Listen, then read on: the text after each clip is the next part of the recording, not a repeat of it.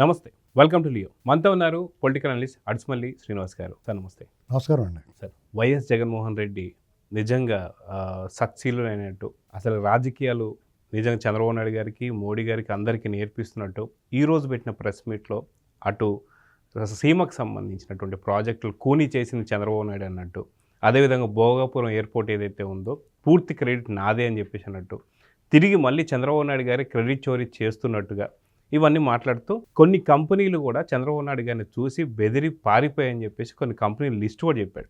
So ఏంటి sir, ఎలా చూడాలంటే ఈ ప్రెస్ మీట్ని? ఇప్పుడు రాయలసీమకు అన్యాయం జరిగిందనేటువంటి మాట జగన్మోహన్ రెడ్డి గారి నోట్లోంచి మాట వచ్చిందంటే, అసలు ఒకసారి నీ 5 సంవత్సరాల పరిపాలనలో నీకు ఛాన్స్ వచ్చినప్పుడు ఏం చేసావు అనేటువంటిది ఒకసారి చూసుకోవాలి. అతను వెనక్కి తిరిగి చూసుకోకుండా ఇంకా గతంలో ఏం చేశాడో, అతను ఎంత అరాచకం చేశాడో అతనికి గుర్తున్నా కానీ గుర్తుపెట్టుకోకుండా అదంతా అవతలోళ్ళు చేశారన్నట్టుగా ప్రచారం చేయడం, చెప్పడం అతనికి అలవాటు. అది చెప్పేశాడు. అతనికి స్క్రిప్ట్ రాసి వాళ్ళు కూడా ఇప్పుడు మ్యాటర్ డిలీట్ చేసేస్తారు కదా. అంటే 2024 జూన్ 4వ తారీఖు ఫలితాలకు వచ్చి ముందు అంతా డిలీట్ చేసేసుకున్నారు వాళ్ళు బుర్రలోంచి కూడా డిలీట్ అయిపోయి ఫ్రెష్గా ఏమోనండి తెలియదు, గుర్తులేదు, మర్చిపోయామంటున్నారు కదా. ఇప్పుడు ఎవరన్నా పట్టుకున్నా కానీ చూసారా మీరు, కేసుల్లో పట్టుకుంటే తెలియదు, గుర్తులేదు, మర్చిపోయామంటారు. అంటే దాని అర్థం ఏంటి? వీళ్ళందరూ కూడబలుకుని ఒక చోట కూర్చుని అదంతా డిలీట్ చేసేసుకున్న, బుర్రలోంచి కూడా డిలీట్ చేసేసుకున్నట్టు వ్యవహరిస్తున్నారు వాళ్ళు. వీళ్ళు డిలీట్ చేసిన మాత్రాన అది గూగుల్ తెల్ల ఉంది కాబట్టి మళ్ళీ ఇతరులు తెస్తుంది, అది వేరే విషయం. ప్రజల మనసులో వీళ్ళు ఏం అరాచకం చేశారో ప్రజలందరూ బయటపెడతారు. కాబట్టి వాళ్ళు అనుకుంటున్నారు అలా డిలీట్ చేసాం, అదే మాట మీద ఉన్నారు, అదే మాట్లాడుతున్నారు వాళ్ళు. పదే మాట్లాడితే 10 మంది మాట పాడియే చెల్లుతుందని వాళ్ళు లెక్కలో ఉన్నారు. అంతకన్నా ఎక్కువ జనాలు అనుభవించిన వాళ్ళు ఉన్నారు కాబట్టి ఆ పీడకలనే దుస్వప్నాన్ని వాళ్ళు మర్చిపోరు. రాయలసీమ అసలు శిస్తుల ద్రోహం ఎవరంటే జగన్మోహన్ రెడ్డి.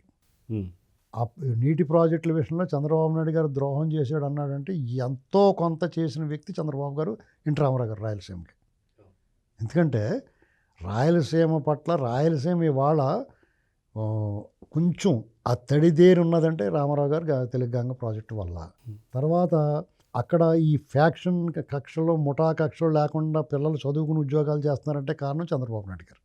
కాబట్టి ఎప్పుడైతే ఎడ్యుకేషన్ ఉందో, ఎప్పుడైతే ఉద్యోగ అవకాశాలు బెంగళూరులోనో, మద్రాసులోనో, హైదరాబాద్లోనో ఎక్కడన్నా పెరిగినాయి అంటే వాళ్ళకి ఈ సాఫ్ట్వేర్లు, ఐటీ ఇండస్ట్రీ పెరగటం వల్ల దాని కారకుడైన చంద్రబాబు గారు, దాన్ని ప్రోత్సహించిన చంద్రబాబు గారు. కారకుడు అంటే మళ్ళీ ఎడుతారు వీళ్ళు. తర్వాత దాని మిగతా వాళ్ళు కొనసాగించిన దాని మీద వాళ్ళందరికీ అవకాశాలు వచ్చి, చదువు వల్ల ఉపాధి దొరికి, ఉపాధి వల్ల జీవితానికి భద్రత వచ్చి, లైఫ్లో సెటిల్ అయిన తర్వాత ఇలాంటి పనికిమాల గొడవలోకి రాకుండా ఒక రకమైన శాంతియుత వాతావరణం ఏర్పడింది అక్కడ కదా. రాయలసీమలో ఒక 40 ఏళ్ల క్రితం ఉన్న పరిస్థితి ఇప్పుడు ఉందండి. అది తెలుగుదేశం పార్టీ ఆవిర్భావం తర్వాత క్రమంగా వచ్చిన మార్పు. అది వాళ్ళ బడుగు బలహీన వర్గాలకి వీళ్ళు సంక్షేమం ద్వారా, వాళ్ళ ఎడ్యుకేషన్ ద్వారా, ఉపాధి కల్పించడం ద్వారా వాళ్ళ సంస్కరణ వాళ్ళు మార్చారు వాళ్ళని. నీటి ప్రాజెక్టులు అంటారా, ఎన్టీ రామారావు గారు అయినా లేదా చంద్రబాబు నాయుడు గారు పట్టిసీమ నీళ్ళు ఇవ్వడం ద్వారా అయినా, అక్కడ పులివెందులకు నీళ్ళు ఇవ్వడం ద్వారా అయినా, కుప్పం నీళ్ళు తీసుకెళ్ళడం ద్వారా అయినా, ఆ దారి పొడుగున ఉన్నదంతా కూడా సస్యశ్యామలం అయింది.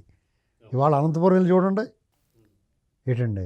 కాబట్టి వీళ్ళు మాట్లాడడానికి సరిపోతారు. ఎవరైతే ప్రజలు అనుభవించారో ఇన్పుట్ సబ్సిడీలా, లేదా డ్రిప్ ఇరిగేషనా, ఉద్యానవన పంటలకు ఏ రకంగా చంద్రబాబు నాయుడు గారు ఎంకరేజ్ చేశారు, ఇదంతా కూడా మీరు చెరిపేయాలంటే చెరిగిపోదాం.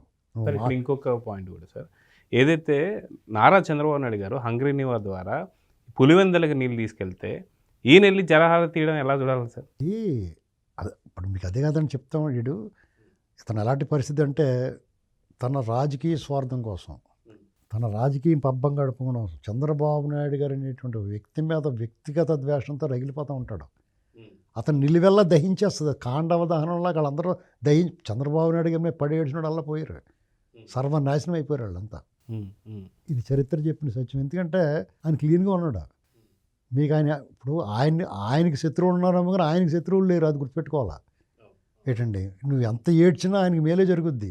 నువ్వు నీ 5 ఏళ్ళు నీ పరిపాలనలో నువ్వు సక్రమంగా పరిపాలన చేసుకుంటూ మానేసి ఆయన మీద ఏడ్చావు. ఎవరు పోయారు? మట్టానికి పోయావు నువ్వు. మళ్ళీ లేవటానికి లేకుండా మడదొక్కేశారు. ఇప్పుడు మొన్న ముచ్చుమరులు ఇవన్నీ ఆఫ్ చేసాడు చంద్రబాబు నాయుడు గారు. రాయలసీమ ద్రోహం అంటారు. అది నీకు చెప్పు తీసి కొట్టినట్టు చెప్పాడు హరీష్ రావు. 20లోనే జగన్మోహన్ రెడ్డి ఆపేశాడు మా దెబ్బ. కానీ ఏంటండి ఇలాగా ఆ నీటి ప్రాజెక్టుల మీద అన్నమయ్య గేట్లకి నువ్వు గ్రీజ్ పెట్టలేకపోయి, నువ్వు ఆ గేట్లు కొట్టుపోయినాయి.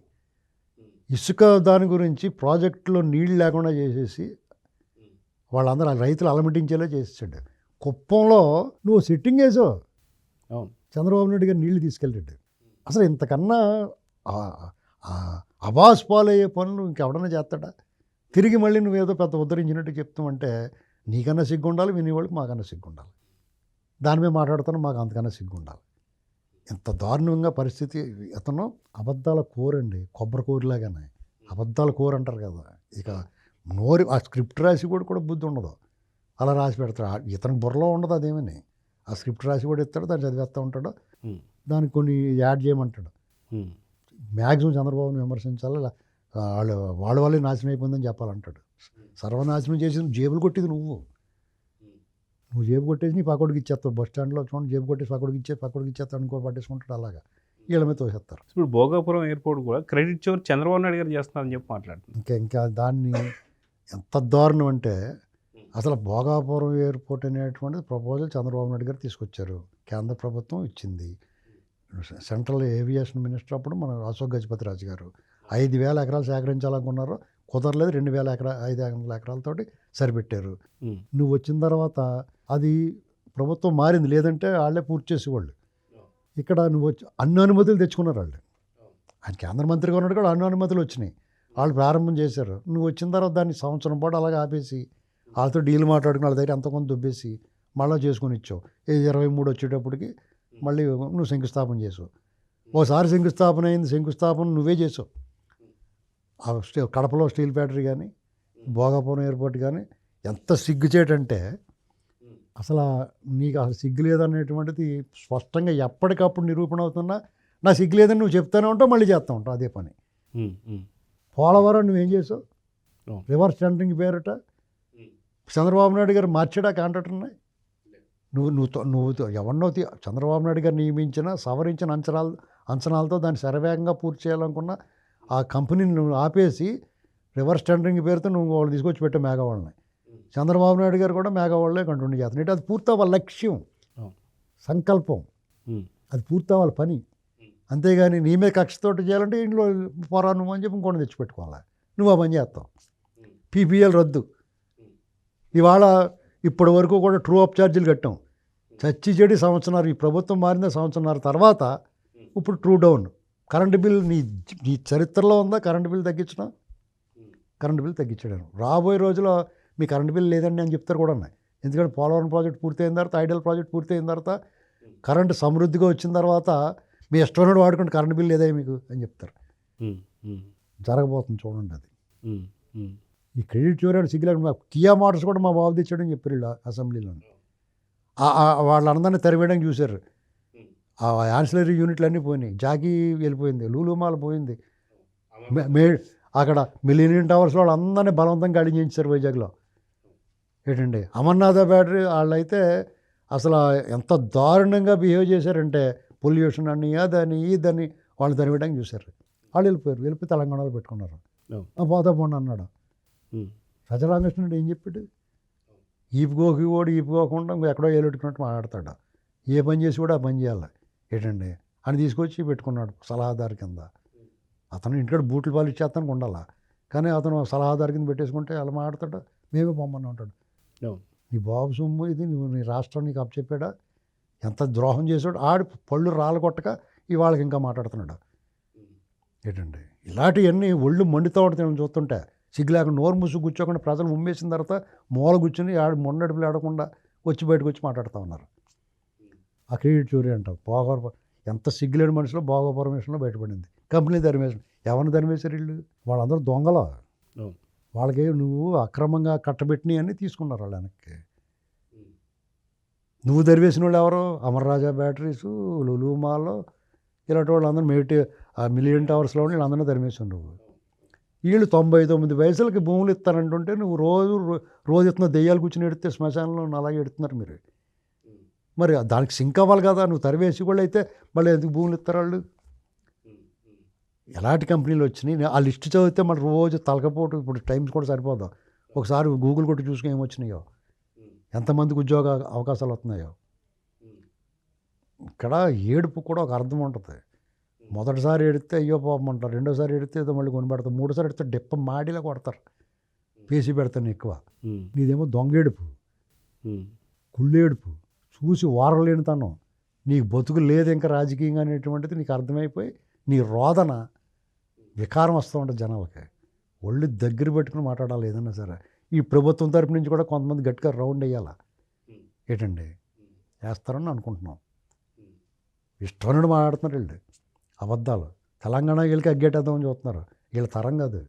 ఎందుకంటే తడిసిపోయిన అగ్గిపెట్టితో నువ్వు ఎన్నిసార్లు గెత్త తెలుగుతుంది. ఆ సెంటిమెంట్లు అన్నీ ఆ రోజులు అయిపోయినాయి. ఎవరి బతుకాళ్ళు బతుకుతున్నారు.